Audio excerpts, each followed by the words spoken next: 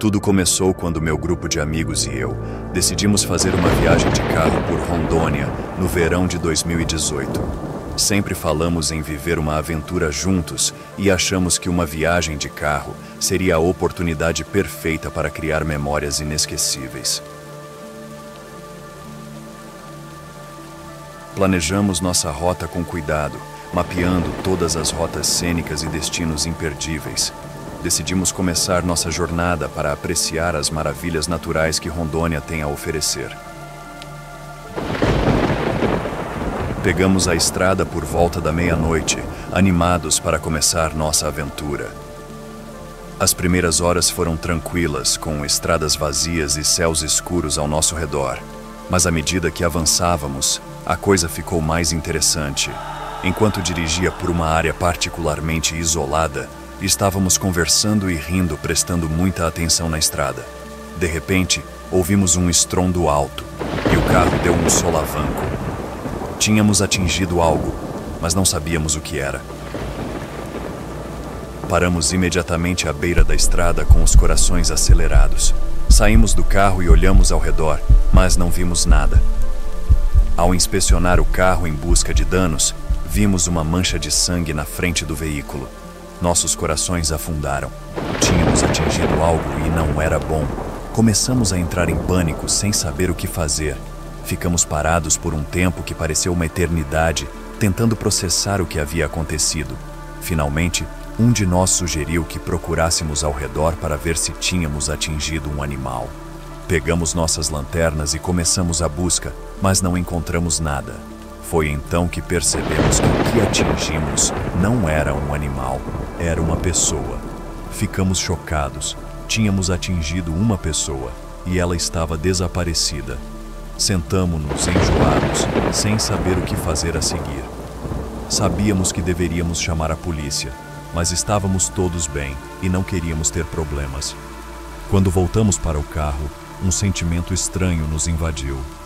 Era como se estivéssemos sendo observados e um desconforto nos dominou.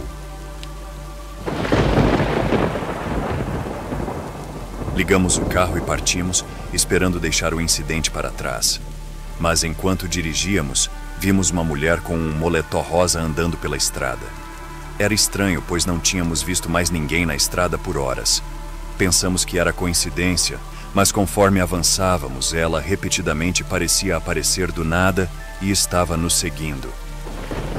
Tentamos ignorá-la e focar na direção, mas toda vez que fazíamos uma curva ou contornávamos, era como se estivesse nos guiando para algum lugar.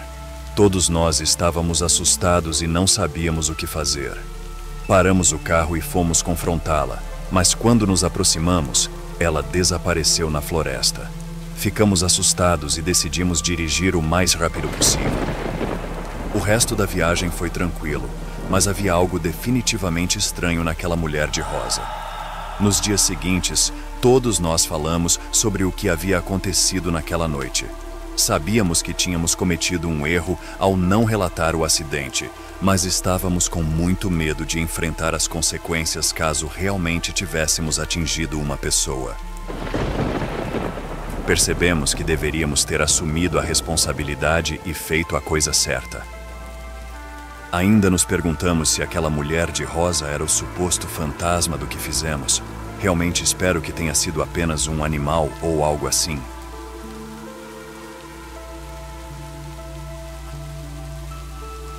Eu estava voltando para a casa da minha avó no ano passado. A viagem durava uns 45 minutos, o que para mim não é nada demais. Vale totalmente a pena ver minha avó e poder me deliciar com o jantar que ela prepara para todos. Tive momentos incríveis lá, tudo correu bem. A comida estava maravilhosa, como sempre, e amo poder ver minha família. Então, foi um dia de festa normal, ou talvez não tanto porque algo terrível aconteceu comigo no caminho de volta da casa da minha avó. Quando comecei a dirigir para a casa dela, percebi que estava com pouco combustível. Pensei em parar para abastecer, mas por preguiça decidi esperar e abastecer em um posto perto da casa dela. Não sei porquê, mas acabei esquecendo completamente de abastecer. Só me lembrei quando já estava na casa dos meus avós. Tudo bem, pensei comigo mesmo. Vou abastecer assim que sair daqui para voltar para casa. Acreditava ter combustível suficiente para pelo menos 25 quilômetros e sabia que havia um posto a uns 10 quilômetros dali. Meu carro era uma Silverado 2001, bem surrado, que já tinha passado por 2 donos anteriores e acumulado mais de 275 mil quilômetros. Parece que o medidor de combustível não era tão preciso quanto eu imaginava porque, no caminho de volta, meu caminhão simplesmente parou. Tentei ligar para minha avó, mas não tinha sinal. Ela morava meio que no meio do nada, e eu estava ainda mais no meio do nada, parado na beira da estrada sem outro meio de transporte além dos meus próprios pés e sem conseguir ligar para ninguém. Estava bastante desesperado.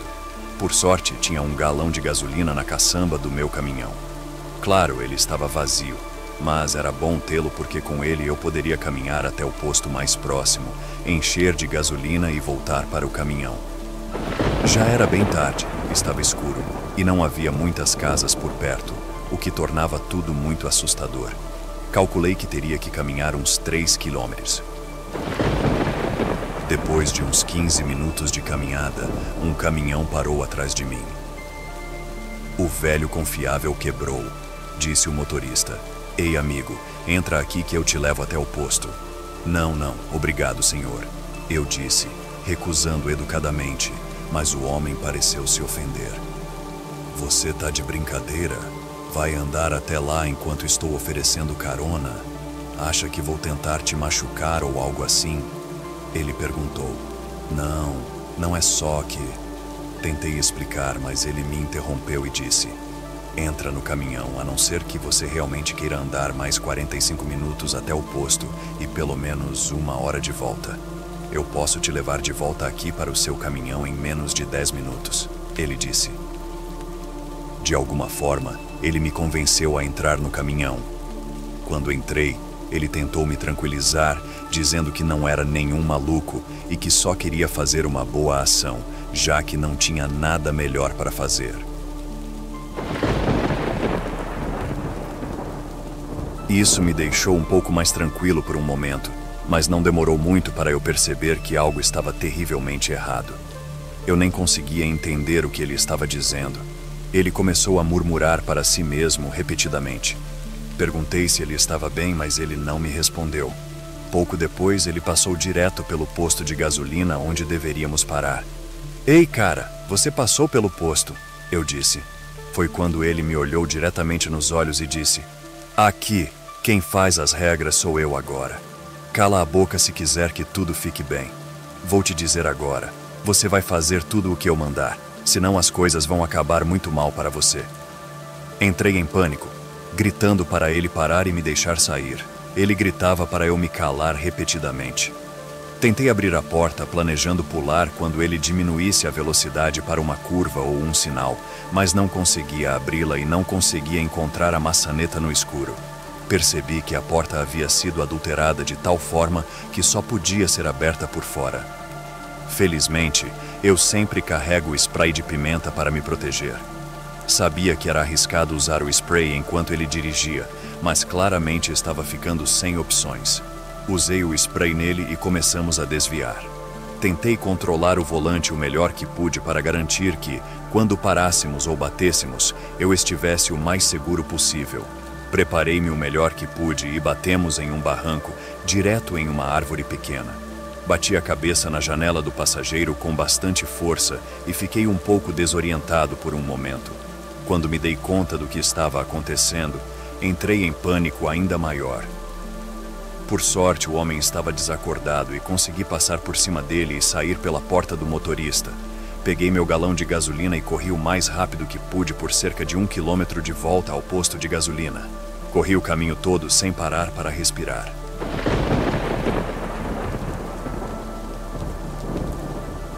Eu estava fora de forma na época e nunca havia corrido assim na minha vida, mas é surpreendente do que você é capaz quando seu instinto de sobrevivência entra em ação. Quando cheguei lá, contei ao caixa o que tinha acontecido e pedi para usar um telefone para chamar a polícia. Eles chegaram em questão de minutos e me levaram de volta ao meu carro. Certificaram-se de que eu não precisava de assistência médica antes de me liberarem. Dei a melhor descrição que pude à polícia, com a esperança de que ajudasse a encontrar o homem. Aparentemente, o caminhão ainda estava lá, mas ele tinha sumido. O caminhão que ele dirigia era roubado. Então, ainda não tem ideia de quem ele era realmente. Espero que o encontrem antes que ele possa machucar mais alguém.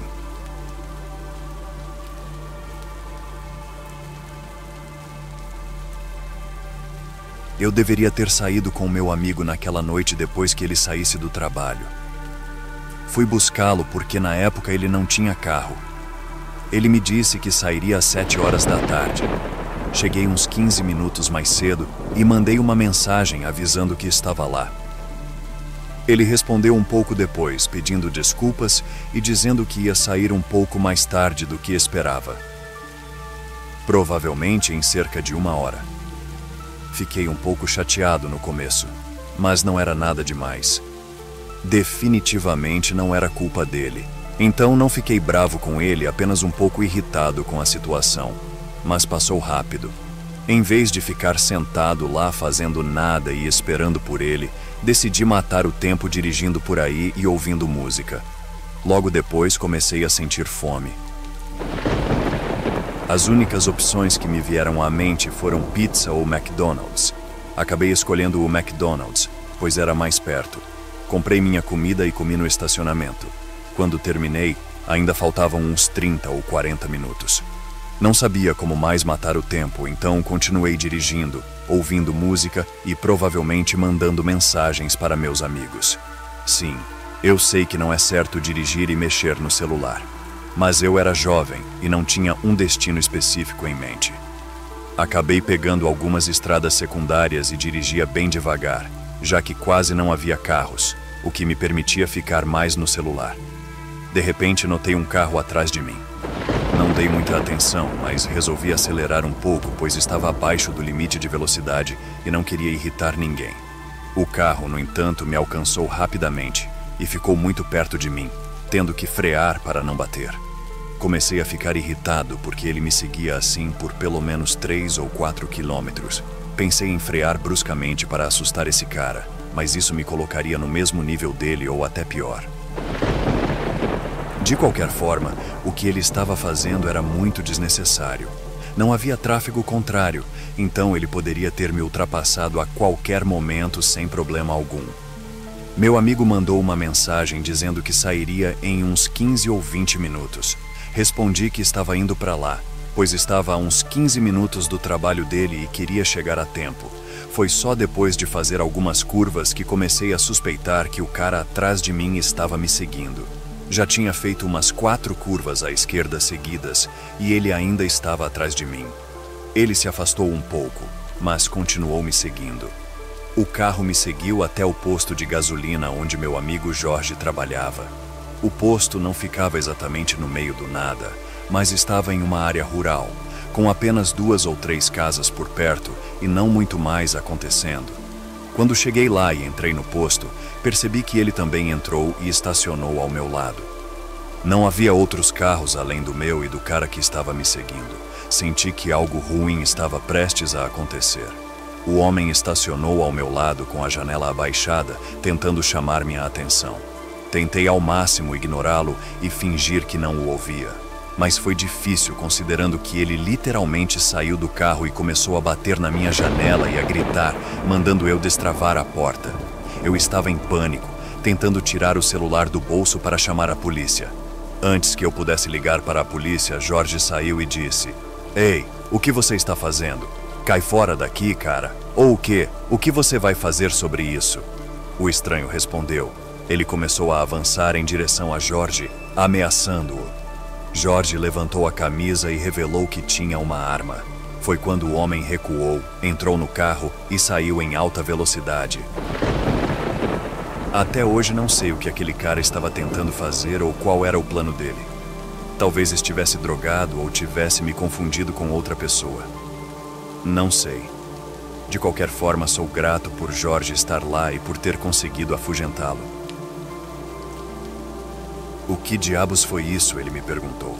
Eu disse que não sabia, que não tinha ideia de quem era aquele cara e que ele estava me seguindo há mais de 15 minutos. O sujeito era enorme, muito maior do que eu, e claramente estava tentando intimidar pessoas menores do que ele, usando seu tamanho para se impor como um valentão. Muitas pessoas não gostam de armas, e eu entendo o motivo, mas odeio mais ainda os loucos que conseguem colocar as mãos nelas. Acho importante poder se proteger dessas pessoas loucas, porque nunca esperamos que algo assim aconteça conosco. Sei que Jorge tem licença para porte de arma, mas não tenho certeza se ele poderia portá-la legalmente no trabalho, e talvez por isso ele não quisesse que eu fizesse um boletim de ocorrência. Mas estou muito grato por ele ter se protegido naquele dia. Só me preocupo em encontrar aquele cara novamente, e também me preocupo que ele tente fazer isso com outra pessoa. A cada dia fico mais chocado com a quantidade de pessoas loucas que existem no mundo. Espero nunca mais ouvir falar dele, a menos que seja porque ele está preso ou na cadeia.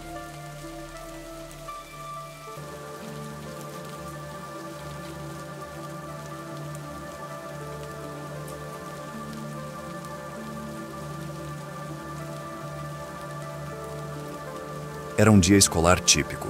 A escola inteira estava em atividade intensa com a expectativa da excursão que se aproximava. Estávamos ansiosos para passar um fim de semana em um centro de atividades, onde faríamos atividades de integração e aventura.